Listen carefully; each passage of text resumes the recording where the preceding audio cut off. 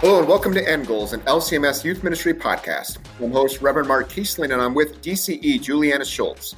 We are here to bring parents, church workers, and lay leaders discussions and resources to help your youth ministry meet its end goal, which is young people who are disciples of Jesus Christ for life.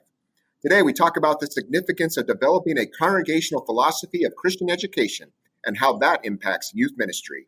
We are in a series where we're talking about chapters from a book that we helped put out with CPH called Connected for Life. In our last episode, we talked about how some human development models and theories help us frame up the work of the Holy Spirit in the life of young people. And these models help us consider how God's word and sacrament can be taught and understood through different phases of life. As was touched on in that episode, teaching and the content of that teaching are vitally important in the formation of disciples, and also relationships, both with individuals, with parents, and with the church.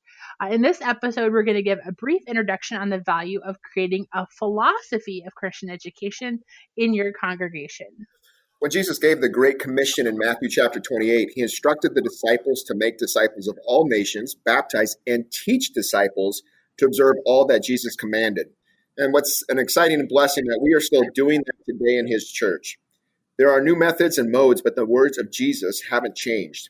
Each congregation is going to have its own context, whether urban or rural or suburban, small, large, one with a long history or a new church plant. But regardless of the context, God's truth brings life and light. Now, the pandemic that we've experienced in the last 6+ months has made almost every congregation rethink their methods, the plans for Christian education, and perhaps has been a good time of assessment and evaluation to pivot or even refocus on what works best for your context, for your congregation, and for your young people. If you're looking for a tool to help with that, again, we're going to lift up Connected for Life, Essential Guide for Youth Ministry. This is the resource we're focusing on in these episodes as it provides insight and resources for congregations as they minister to young people. Each chapter written by a different author, and one of these early chapters discusses and provides resources to help congregations consider not just focusing in on one area or age, but considering a comprehensive philosophy of Christian education for the congregation. So this sounds like an episode that planners would love. I'm seeing spreadsheets and flow charts and maybe some season of the church year color charts. I don't know. Anyone ready for that, I think? But even if you're not that type of a planner, there are things that you and your church can do to bring cohesiveness and purpose to your teaching of the faith. Mark, you love anything that has an Excel sheet attached to it. I read the chapter and I get so excited. I just want to just sit down and just start imagining planning this just over and over again and tweaking it. Color coding it, helping us understand, right?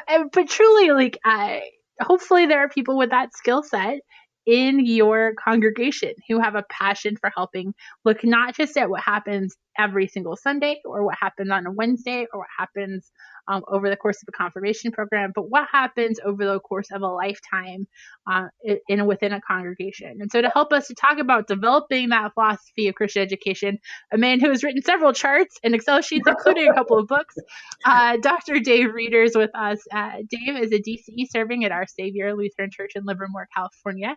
He served on our research team for the millennial research and has written a few books, wrote 2 chapters in Connected for Life.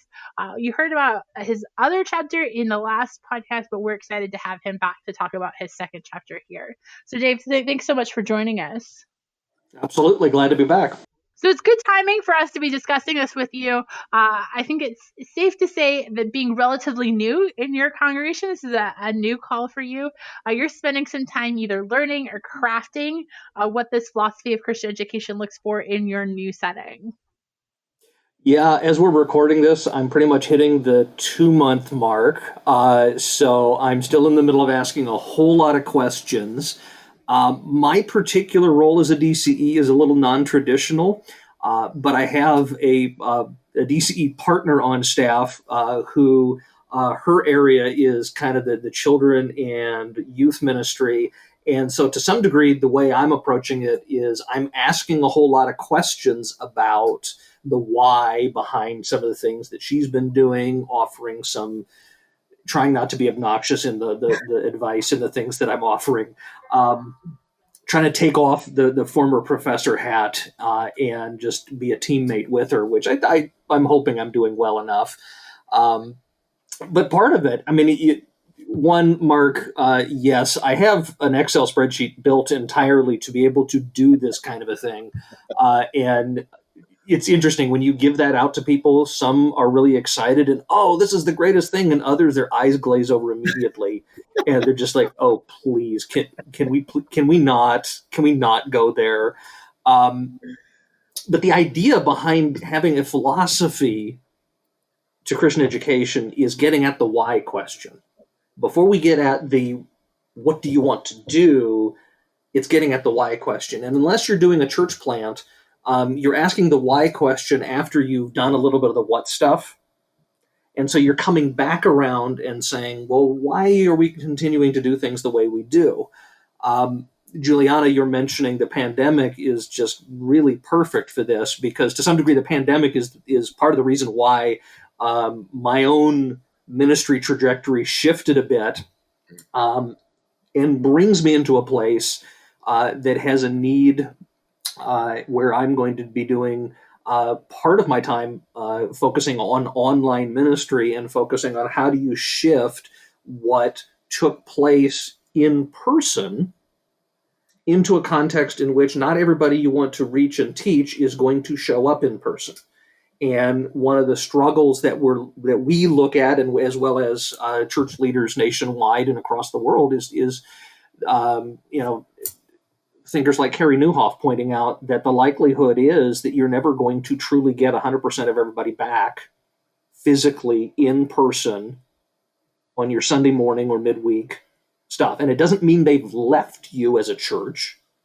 It just means that either there isn't a comfort level, and that may take some time to get back to, or you've created a different comfort level where they've formed community and they're receiving it in a different form. We're recording from 3 different locations today. The fun of technology to be able to do that kind of a thing. And we'll have, tonight our church is having a virtual town hall leading up to a voters meeting, which will happen virtually as well. Who's having those conversations, a year ago? Right. Very few of us are doing that. School is being approached in a different method, which means, what does children's ministry look like? What does your youth ministry look like? And I had a great conversation with a DCE early on in the pandemic, and one of the things he was pointing out was this challenged his thinking on whether he was actually doing discipleship well. Yeah. Mm-hmm. He had activities, but without the activities, he started to wonder, am I discipling anybody? Yeah. So that pushed him into the why questions and pushed him back to that philosophy level. And then I think this is a good time for us to be wrestling with that question. It's absolutely that. This pandemic, I think, brought those questions up to the forefront to, asking this in that new, unique situation about, ask those why questions, get to the base of why we do the things in the church. Certainly want to lift up, if you're just wondering about some basic things, is to, if you check out the chapter, you had some pre-COVID good questions to be asking about those things that are very easily adaptable to your current situation, that get into kind of some of those diagnostic questions you might ask as a leader or someone in the Christian education in your congregation to start, but certainly new ones that have come up. Yeah, if you have the book handy, starting on page 26. If you don't have it, go out and get it, and then go to page 26. It starts going. I start walking through. To some degree, you start historically, because you want to look at, well, what's been done in the past. Here's a mistake. I will say this to any new DCE, somebody coming in, even a veteran coming into a new situation. Please don't ignore the past. Yeah. Don't come in like a wild boar and just go charging through and go, I'm the savior. No, you already have a savior. He did his job. Your job is to pick up on what's been done before you. And so asking questions, how was the past and current support of pastors toward Christian education? is there a history? Is it a positive history? Is it a negative history? What were the attendance patterns over the years for major Christian education ministries, Sunday school, etc.? Now, when you're stepping into pandemic land, what's changed? To some degree, you're also having the question, and a lot of people have wrestled with this: is what are the benchmarks? You ask the question about you look at attendance. Well, what does attendance look like? We're talking in terms of engagement now, as opposed to attendance, and what is engagement? At least be able, from church to church, we're going to have different definitions, perhaps, but at least be able to identify what those definitions are. From there, it's getting into questions related to the mission and vision of the congregation. Can you take the vision that the church leadership, the pastors, that they are putting out there? Are you connecting what you're doing in your Christian education so that it is fulfilling and uplifting the larger purpose that you've articulated for the congregation as a whole? Other assessment, and this is one that I'm having the fun with right now, new in here, cultural context. Now, I've not left the state I'm in. I'm still in California. However, if you talk to someone in Southern California and you talk to someone in Northern California, they might as well be talking about two different states. And people in both portions of the state actually think that of each other at times. And that's the fun part of having a state the size that we have. I went suburban Orange County is a different place than Livermore. Livermore is still suburban, but it's starting to get a little bit rural. We have people that work in town that live outside of town on ranches. Mm-hmm. That's no longer really the case as much in Orange County where I had been. Is there a difference in the affluence level? Is there a difference in the cultural background of the people, not only in the congregation, but in the community at large? One of the things that I have to pay attention to here in Livermore is we have 2 defense labs. And so to some degree, being a DCE with a PhD, this is the most normal place for me to be. Because there's an above average number of people with doctorates in the congregation and the community. It just makes it's a part of the culture, which changes how they ask questions and what they want information about. So it's getting into those types of things. It's examining, what types of programming are you currently doing? What are some things that have been tried in the past? What are some opportunities? Examining the relationships between staff and volunteers and between different portions of the staff. We have a school and a preschool. We're making a lot of effort, especially now, to rally the team together so that we're tackling things holistically. This is a great opportunity. Some of the children's ministry that would be going on, there's an accessibility to making it available to our school families, because if everything is, here's deliverables online and we're not gathering to do it,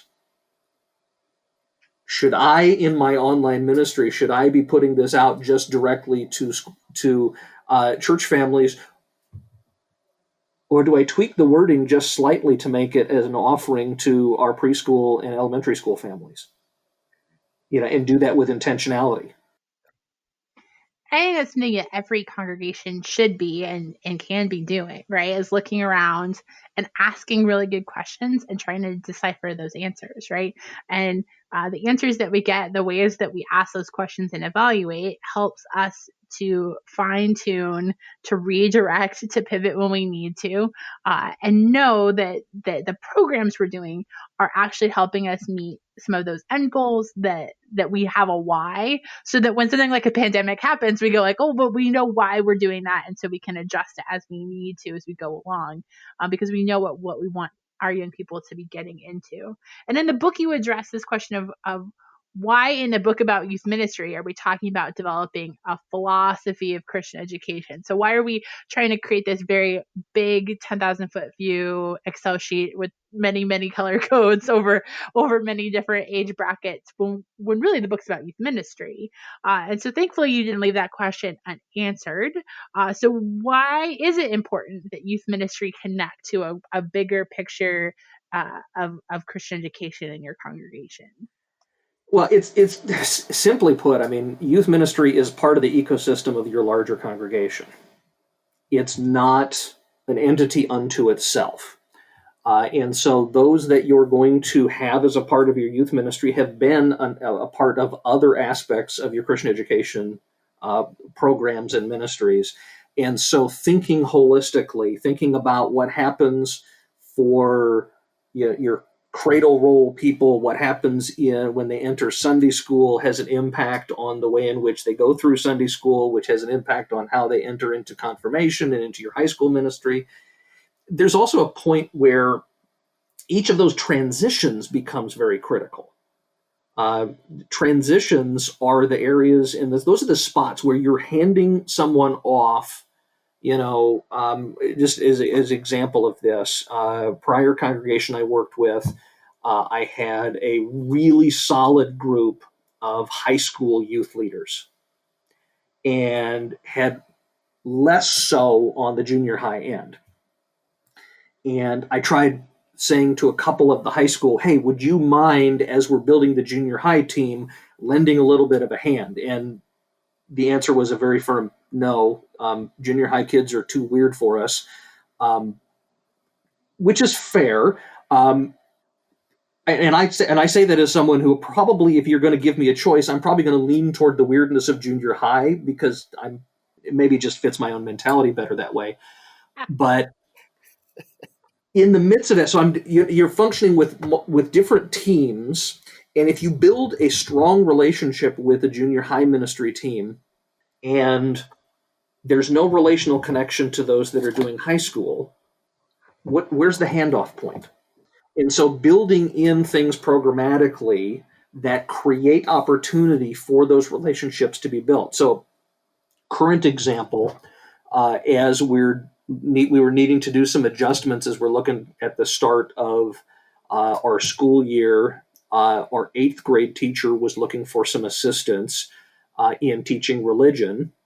And Sarah, who is the other DCE that I'm working with now, since she is doing junior high ministry, children's ministry, high school, the thought was, let's have her step into the middle of that. As much as I might have the itch to go, ooh, yeah, I want to do this, strategically it makes better sense for her, who's going to be the relational contact point to bridge from junior high as an 8th grader into a high school ministry, especially for students that are attending the school but aren't members of the church. And that's the majority of the kids that we have in our school are not members of our church, many of whom are not even Christian. And so we establish a relational connection point intentionally to build that bridge. And that gets at, I think, the big picture. Why do you want to consider Christian education in the big picture? Because if you want to build a successful youth ministry, you better have a successful children's ministry. It's critically important to put that investment in there. I like how you use the word bridge. I mean, we use that in relationships count as well, right? That all of those transitions from, coming into the congregation as a baby, maybe as an infant, into Sunday school, into grade school, middle school, all those different pieces.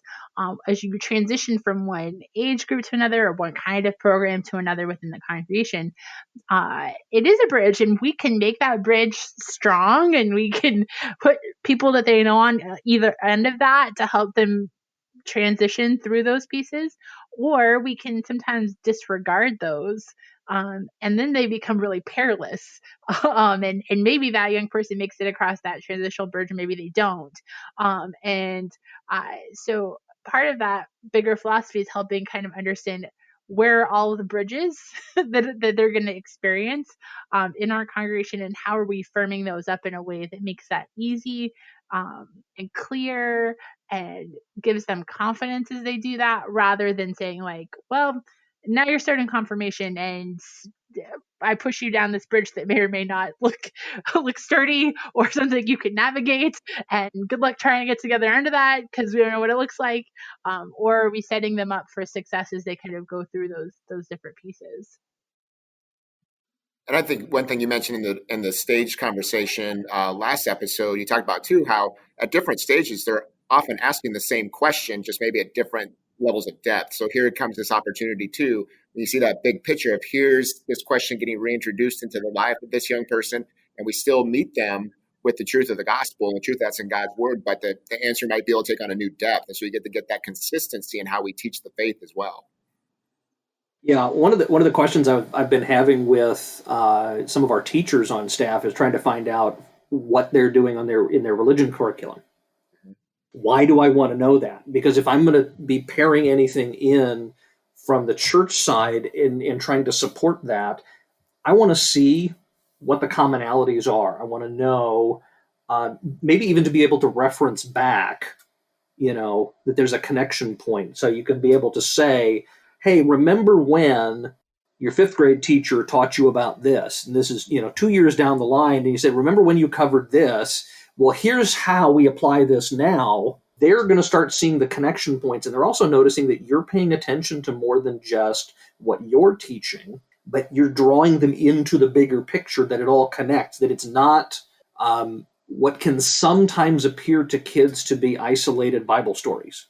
I love that you keep talking about kind of this, how youth ministry, or really any age specific group, is a part of the bigger cohesive Christian education of the congregation. We talk about the significance of intergenerational ministry and educational opportunities. We want people to be thinking about their Christian education holistically, but also in the 7 practices of healthy youth ministry, we highlight the need for age-specific space and age-appropriate learning, and adults who are pouring into people at a specific age bracket, and separating that to some degree. So we talk about that holistically, but what's also the value of that age-appropriate, age-specific learning opportunity? Yeah, it's interesting. There are folks that will err on both sides and kind of go too far in each. I think there needs to be a good balance in this, because as much as from a leadership standpoint, you want to make sure that you're taking the big picture into account. The questions that a group of 6th graders are asking and a group of 10th graders are asking are very different. And even if they're asking similar questions, the concern behind them is different. And honestly, the answer that you want to give might be different. So let's take some fun ones. Get into conversations about sexual morality with a 5th or 6th grader as opposed to a 10th or 11th grader. Huge difference. Yeah.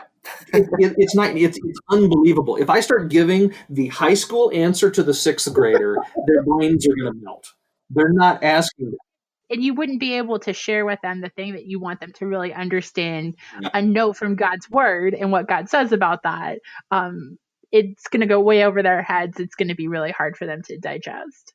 They're going to get lost in things that they don't quite understand yet. And a part of it is you have to make sure, and the reason you're gathering in age-specific groupings, and even some of the time, I would say, the hard part is most of the time with like a high school youth ministry, you're doing the whole together. There's points at which having your freshmen and sophomores separated from your juniors and seniors makes sense. Even within a small group, because the difference between a freshman and a senior is dramatic. And yet we throw them all together and go, well, this is youth group together. We get that feedback at the National Youth Gathering on a number of things that we've sometimes discussed that a little bit about. Are there ways to really say this is a class for an upperclassman preparing to go to college, where this is those on the front end? We've talked about structuring things a little bit differently, because we'll have upperclassmen be like, that seemed like so young to us. Like we're through that. And hear others that say that was so far above my level, yet the same people in the same room having those different reactions. So I agree with you on that. So it's a both and, right? Absolutely. It's a both. yes, you have to be intergenerational, and it has to be a part of the whole picture of birth through death Christian education. And yes, you also have to have space where you can talk to that young person at where they're at developmentally, and what's appropriate, what they know and understand, and what they can really grasp in that. And let me throw this in there, because I can imagine a person from a smaller church looking at this and saying that's all well and good if you have the numbers. Right. The how you accomplish this may look different, but I think every size church that has young people in it has the opportunity, if they work toward it and figure out what works in their context, they have the ability to do it. It may look like, small church that is thrilled to have a youth at any given time. You know what you have is an opportunity to pour deeply into this young person. Is it going to look a little bit different because it's a one-on-one as opposed to you and a handful of kids? Yeah, sure, absolutely. But you're going to understand exactly where they're at and what that young person needs at a tremendous level. In fact, there's times when the small church has an advantage because of that. The big church has to think in larger systems and how to do this, and has to pay attention to that. And the big church runs the risk of losing people in the gaps if they're not watching for all those handoffs, because they're not doing it as it's harder to do it on the individual level. But both, no matter what size church you have, that is certainly something to attend to. Well, certainly, and there's going to be a lot of factors that you're going to consider in that. And I think certainly one thing we want to hear people take away is that when you're going to be developing this philosophy, it's going to be something that's going to be always a work in progress. You're going to learn along the way.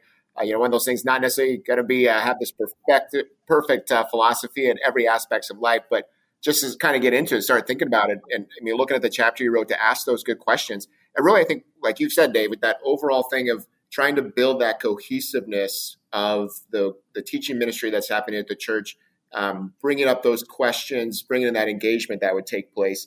And so certainly that dreaming and planning about that philosophy of Christian education is an important step in bringing in that unity and cohesiveness. However, the plan won't have the desired fruit until it's implemented and put into action. So in the chapter, you give a short overview of the steps of the implementation of a philosophy of Christian education. And just kind of in our closing moments here, are there any words of advice or challenge that you would highlight in that section of the chapter? Again, it's coming back to the intentionality.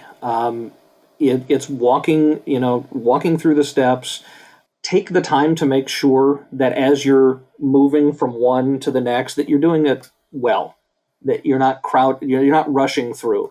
One of the things that can happen when you're going, let's say, when you're going through the diagnostic questions, it may get uncomfortable. Yeah. Take the time to deal with the uncomfortability. Why is asking certain questions, why does that become uncomfortable? You're not going to resolve it if you don't. Right. We want to get to the practicality of doing ministry, and that's a great goal, and we ought to.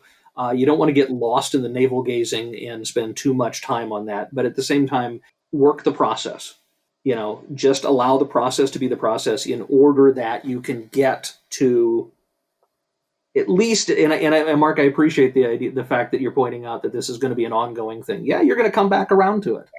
Don't do it excessively. Well, every year we're going to redo our philosophy. No, that gets excessive. But when you start noticing things shift, you see numerical changes, you see behavior patterns changing. That's a good time to come back around and say, okay, so what's different? What do we need to readdress? Absolutely. We're thankful for Dr. Rueter and his insight today, and in his chapters in Connected for Life. We encourage you to go and read those. And if your congregation could benefit from, as he says, working that process of evaluating, amending, creating your congregation's philosophy on Christian education, we encourage you to check that out. One of our practices of healthy youth ministry is for youth to deeply understand their baptismal faith, and that doesn't just happen in a vacuum in youth ministry. That is a lifelong faith development process that's based and fed in God's word and in scripture. And those words are taught by parents and pastors and directors of Christian education and church workers and lay leaders throughout life and throughout that educational lifespan. And so we are so thankful for all of those people who contribute to that. And we hope that this is an encouragement for you to work with all of those people together to ask some good questions, to ask the why, and to develop opportunities so that young people can hear more about the promises we receive in their baptism and be strengthened as disciples of Jesus Christ for life. Certainly, if you're looking for those Bible study and teaching resources for young people, don't forget to check out our resource website at www.youthesource.com. We'll also link our end goals for teaching high school and students, which are our 40 theological or biblical statements that we kind of put out as presented as for students to know and understand before they graduate from high school. And these might be helpful as you are mapping out your teaching for people of all ages. And also in LCMS Office of National Mission, we are providing resources for all ages too, with the hope to make disciples of Jesus Christ for lifetime. And these resources were created at this time can be found on the Making Disciples for Life Resource Center. We'll link that as well to the show notes. We're hoping that you can make good use of those as, again, we encourage one another in listening to Jesus' words in our world and trusting in his promises for us. So a couple of closing questions for you to consider. Does your congregation have a concise philosophy of Christian education or a map of those Christian education offerings over the lifespan for your believers? If so, how has that benefited your discipleship ministries? And if not, how can we start thinking about how creating unity in your Christian education offerings can help transitions between ages and stages in your ministry? Is your congregation receiving feedback and listening to input from members and key leaders on effective ways to provide educational experiences? And then just what's one thing you can implement to bring a greater cohesion between your high school ministry and other Christian education components in your congregation? We're going to continue to keep you in our prayers as you teach the faith to young people. We know there's a lot of big thinking to be taking into your youth ministry on top of many, many other things right now. But we're thankful for your efforts in following Jesus' command to teach his words and promises to all who are baptized. And we hope that you are reminded of God's promises, that he is with us, and that the Holy Spirit will continue to work in and through you as maybe you don't see results right now, but as you work through some of these strategies that are going to have a long-term impact in the future. You can do it, and God will work through you. End Goals Podcast is a production of LCMS Youth Ministry and KFUO Radio. Find out more about LCMS Youth Ministry or to find links to resources mentioned, go to kfuo.org/youth ministry. Thank you for listening and caring for the young people of our church.